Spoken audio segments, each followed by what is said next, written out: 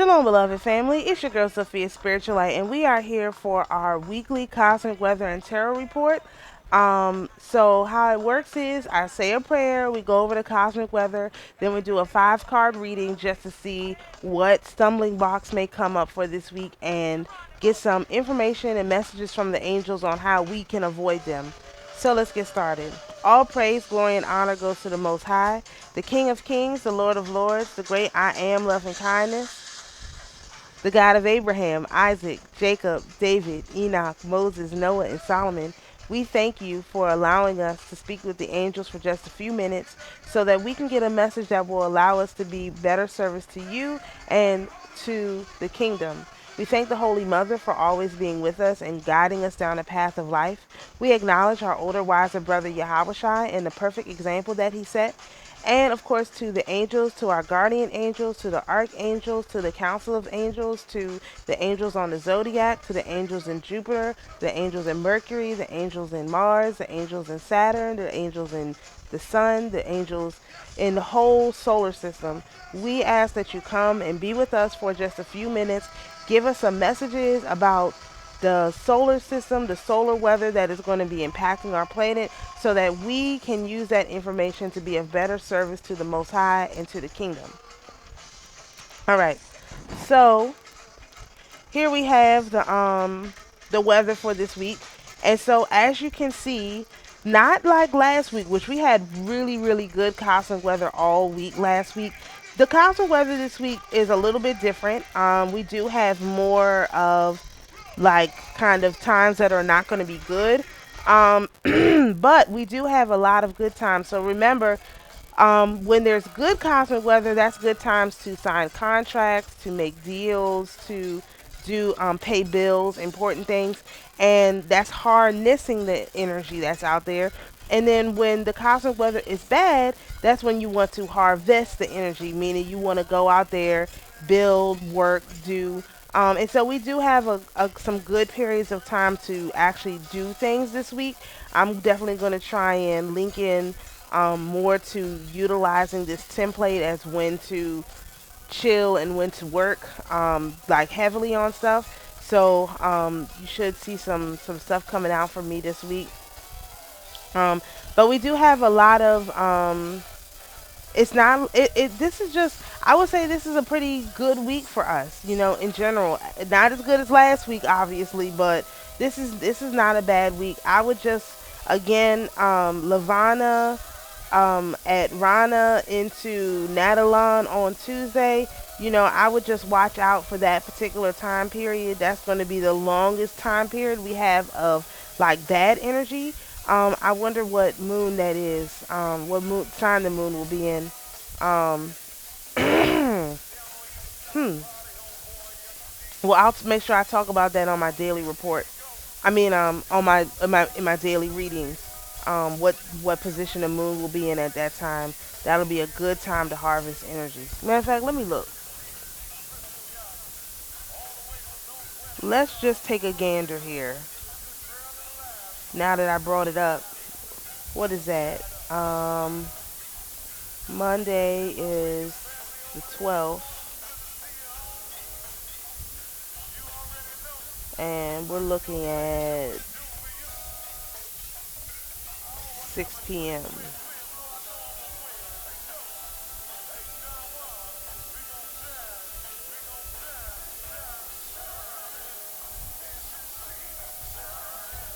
Oh. All right, so at that time, the moon is going to be in Aries, and it'll be almost out of Aries, going into Taurus. That's interesting. That's like the last bit of Aries, because it'll be at 22 degrees Aries at 6 o'clock on Lavana, and so basically it'll be going into Taurus. That's interesting. So anyway, we have some more data points now to collect information from. But I don't want to beleaguer this too long. Again, Shabbatai looks pretty good. Noga, you know, workday Noga is going to be kind of crazy, but once you get through your workday Noga, man, you be good. And the thing I know, the thing that jumps out to me on this report, as especially compared to other reports, is that Shemesh on Sunday, that's 9/11. They're not going to be. It's the weather. The cosmic weather is going to be too good for them to do anything. So I am anticipated going off without really any issues. But if you know, this King Charlie horse thinks he's going to get somehow,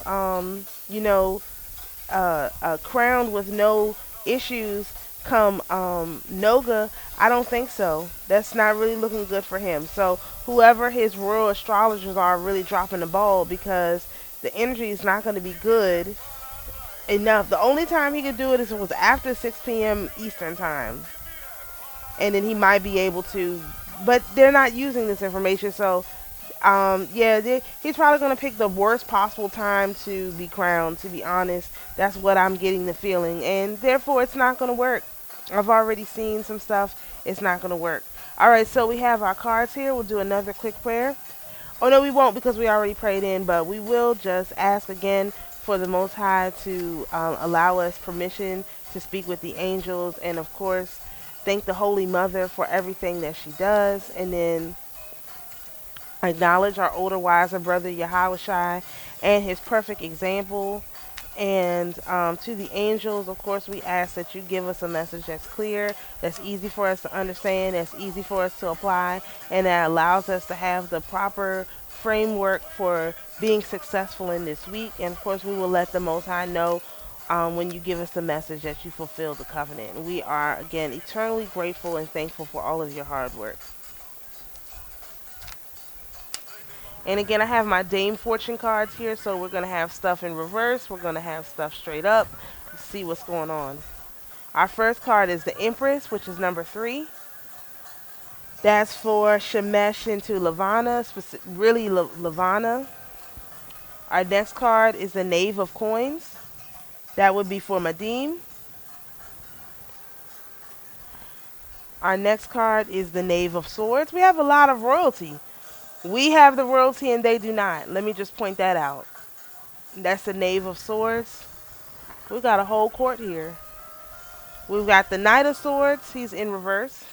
So far, our first card in reverse, and that's Thursday's the deck.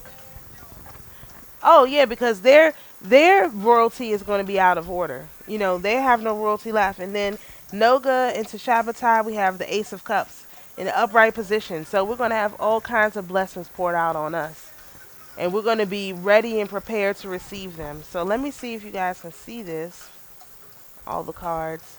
Not quite. Let me see if I slide them together a little bit.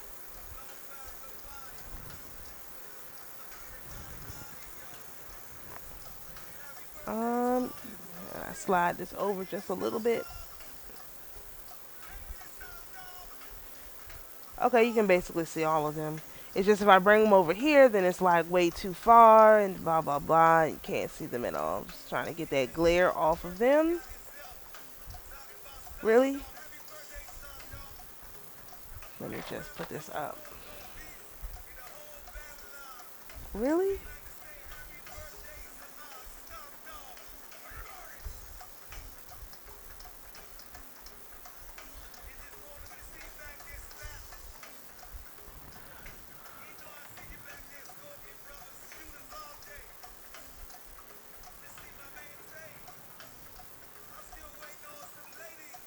There we go. No, you know what it is?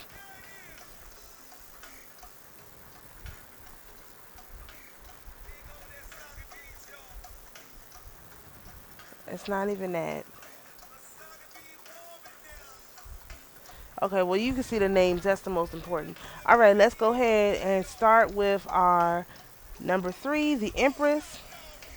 Very good sign for us. So, this is also known as the Earth Mother card, which is interesting.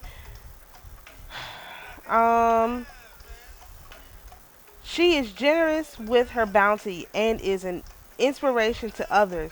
In pagan Rome, this was the popular goddess of abundance, depicted on fountains, homes, and public buildings, holding an overflowing horn of plenty, like Fruit of the Loom's old logo, which they memory hold that. She is also a goddess of grains and harvest, representing unity with the benevolent aspect of Mother Earth, enjoying her comfort and love in plenty and peace.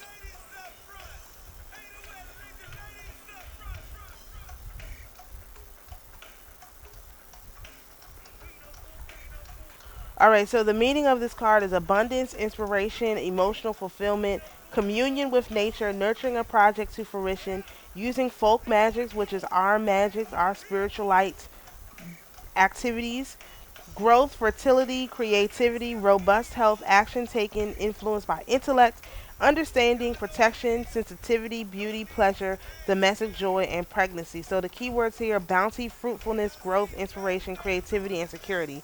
I don't know about you, but I definitely feel all of those things. Going into the start of the week, I definitely feel very secure in myself and who I am and where I am in my position, and I'm not really worried about too much of anything at all right now, at all whatsoever.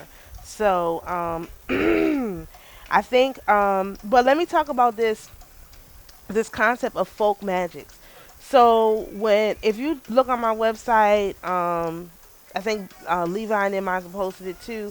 I rewrote the entire spirit intelligences list, and I edited it to replace the term magic with any reference to magic and magician to spiritual, well, not all of them, because some of them they really did mean like literal magic, but most of them I replaced them with spiritual, spiritualite, spirituality, because it's really not magic. It's not. It's if you are into. That's why, like, my whole thing is like activating the fruits of the spirit. It's not that we don't have the fruits of the spirit, it's that we have to activate them. It's not that we don't have the spiritual light within us, it's just not activated. So even my name, Sophia Spiritual Light, is literally wisdom of the spirit. Like literally, that's why I picked that name, because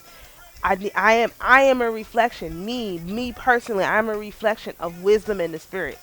You know, all the spiritual lights, all the children are reflections of the Most High Spirit, spiritual light, or literally light, little versions of the big spirit, the microcosm of the big spirit. That's literally what I interpret it as. And so and then Sophia obviously is wisdom, and I just always wanted to be wise person. Like ever since I was a young person, I read the book of Solomon that was in the Bible.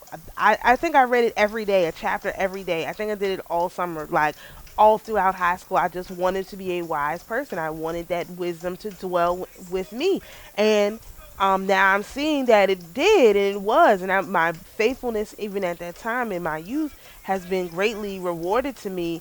As I grew older, because now I'm able to understand these things, whereas a lot of people don't understand what's going on. They don't know anything, and the spirit really walked with me, even when I didn't know that's what the spirit was. Just being consistent and faithful, reading those proverbs. You know what I mean? And really like just saying I want to be like a Proverbs 31 woman. But what does that really mean? What does that really mean? And not that this has anything to do with that, but I will point out that for me, in my instance, a Proverbs 31 woman is the man does what he gonna do. Doesn't matter what he does, as long as he does something and leave me alone. And I go out and do all the stuff that's important. I pay the bills and I do this and I do that. And I don't have a problem. For me, that's my personality type. I don't have a problem with that. You may read Proverbs 31 and get a different, you know, reading of it for what it means for you personally, but there is no one right way to read Proverbs 31, and that's the thing I've really grown to understand about all this stuff. There is no one right way, because you don't know what you until you understand what you were already equipped with when you came here, as far as your angels and stuff are concerned. None of this other stuff is going to mean anything. So you have to really be sure of who you are in order to read these scriptures, because then they'll make more sense, right? So, but anyway, the beginning of this week, bounty, fruit, and we do have good weather, so that makes sense. Like I said, by mm, around Rana on Lavana, that's when it starts to get bad, but that's when we go into our Knave of Coins, which, let's read that, which is the Page of Coins. I like Knave so much better than Knight. Anyway, the Knave of Coins. This says, Knaves represent news on the whole, but beyond that, there's the ability to save money for a goal or further education. This card shows the ability to turn an interest into a money-making career through a diligent application of energy and effort. Or you can use an angel. The power of youthful vision adds energy to this new project and may indicate a new lifestyle or identity is being assumed. For sure, financial independence is brought about by developing a new talent or skill to realize the potential earnings from this. This may also be the card of scholarship of student associated with finances. And the key words here is turning an interest into a career, diligence, and work and study. So one thing that I decided I wanted to use the angels for was to have money outside of a career, like to just like me essentially I want to be like a trust fund baby. Like I want to, just have a check written to me every week or so ever, whatever. And I still go out and work, unlike trust fund babies, but because I have a passion for it. So instead of working to make money, I work because I love it, because I want to serve the kingdom. I want to serve the Most High. I want to use my skills and talents. I want to develop the skills that I can develop on this planet. But separately, I want to be like royalty. Like I just want to have a check written to me, like that hairball guy and Willy Wonka and them. I just want to have a check written to me every week. Let a certain amount of money show up at my door, and I'll take that and pay my bills and do whatever important stuff I got to do. But I will still continue to do this work, and that's how I'm treating it. Now, I don't know if everyone has the capacity to look at it like that, and I'm not saying that you do. But me personally, that's where I am. Like I got this crown on my head. That's how I feel. Like the angels are going to fulfill my request, and I'm not going to make any illicit demands. And what I need is going to show up at my door when I need it, and that's going to be the end of that. And I'm not going to worry about it. And I'm literally not going to worry about it. So that's to me, and that could be the well. Anyway, if knaves mean news, that means on Madim, some very bad news is going to be for them, not for us, because we know how to harvest energy. But them, the Gentiles, the Psalms 83 world, expect that bad news to come in on Madim. First thing on Madim, um, they're just not going to be able to run from it. So just look for that on Madim, right? Okay, so we have two knaves. So we have more news that's going to come through on Kokav. And remember, and also on Kokav, we have that small period of bad news. Um, this is Swords. That's next. We have the small period of bad weather from Salam to Tamor on Kokav. So expect some really bad news to come through from them on sometime in that time period. Salam to Tamor on Kokav.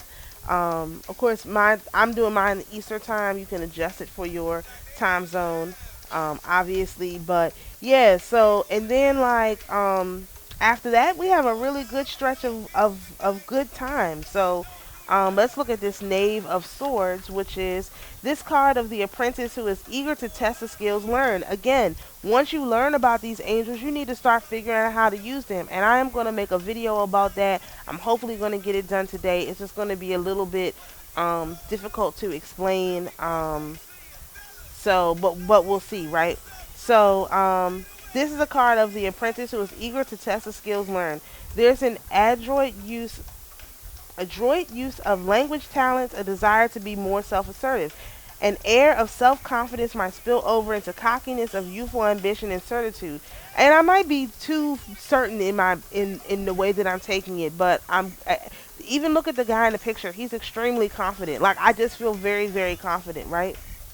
Okay, so a keen awareness of learning what is needed to pursue personal goals. Exactly. With language skills, there's also the need to use wisdom to keep this from deteriorating into mere spiteful gossiping. Independence is sought, and there is abundant energy to see this through. So, what we're working on by developing our inner selves, along with the harvesting and harnessing of energy, along with the building of covenants, those skills that we've been working on all this time, all that stuff is going to come into play right here, right now. So, the keywords here are insightful, readiness for action, communication skills, and vigilance. So that will, again, we have news coming in regards to readiness for action, communication skills, and vigilance. So, that could mean anything. So we'll just keep an eye out sometime on COCAV to see if they're able to keep up what they got going on. And our next card is actually the Knight of Swords, but he's in reverse, so we're going to try and keep him upright. So let's read this. This is a card of swift action taken, of sudden changes and ability to move with these. Now remember, this is for Zedek. We have good energy on Zedek. We will be able to, we will not stumble over this, okay? The desire for adventure propels a person into action with aggressive self-assurance. So you see, like, first you have, like, on COCAV, you have a self-assurance, but it's a naive self-assurance. By Zedek, you have a knowledge, a confident self-assurance, which is really, really interesting. So anyway, let's keep going. A person who is smart, eager, and courageous is indicated here. The mind is used with determination and incisiveness, and success is the goal driving this energy. While the card normally is one of action, it may also indicate headstrong and chaotic activity if not properly handled. Yes, when we have good energy, space energy coming in, the Gentiles could not handle it. They always do some crazy stuff. So look for that crazy stuff to come in on Zedek. Okay? Chaos. And let's see. Here, these may cause disruption with traditional points of view. So if we're out of sync with this energy, we will be headstrong in practical ideas, conceit, unprincipled action to achieve goals, deception, quick-tempered, and adventurer. Again, almost always with these reverse cards is like, whatever you do, don't get to any fights on this day. And that's going to be a day that you just don't want to get quick-tempered. You want to be even-tempered. You don't want to let them get you all. And you will see people be quick-tempered on Thursday and they're on Zedek, and they're just going to be in trouble, right? So, again, I'll read the short meaning of this. So, on COCAV, we have insight through careful observations, right? And then on Zedek, we have sudden changes, conflict between old and new. Action has begun. No more delays to accomplishing goals. So by the time whatever happens between Zedek, COCAV, and Zedek, we go from careful preparation, whatever. COCAV is definitely a day of preparation. Let's look at it like that. And then when we go into Zedek, it's straight action. You want to give them this work on Zedek, okay? You want to really give it to them. However they coming for it, you want to give it to them. All right, so our last card. Oh, good. This is not too long. We have the Ace of Cups, and this card is symbolized abundance. So no matter what way you look, we have royalty and abundance coming to us all week. All right. The abundance of joy and emotional satisfaction is often shown as overflowing cup with rays of golden light to emphasize that these are positive emotions expressing the power of happiness so great as to offer nourishment to others. As a symbol of elemental water, it incorporates the energies of the moon, emotional ties, the subconscious, and psychic ability. With timing, this card indicates September. Hey, this is telling us right now. Again, this is not somewhere far into the future. This is now. Okay? This is a power card of beneficial aspect offering happiness, relationships, and unity with the divine through love. We are going to unite with the divine through love by the end of this week. Do you know how amazing that is? As it is related to the influence of the moon, trust in the power of intuition is also indicated. Okay, so let's talk about that for a second. So, again, with the spirit intelligences, the easiest way to make use of them is as they travel through the moon, because they're collecting energy from the moon. The moon is reflecting from the sun. It's coming directly into us. And so actually the moon is reflecting from the core of the earth, but that's a whole nother thing. We won't go into science right now. So therefore, when you are trying to contact the intelligences of the 360 name of the Most High, that's going on my list too. When you're trying to get into contact with these intelligences, you use when they're in the position of the moon. And I'm going to do a video on this. I'll probably do it next so that it comes out probably before this video, which usually comes out at 3 o'clock. So, but anyway, I'll just give you the short version. You use when the moon is in the degree that of the thing that you're trying to learn or acquire. That's when you ask that spirit, that angel, to come and assist you.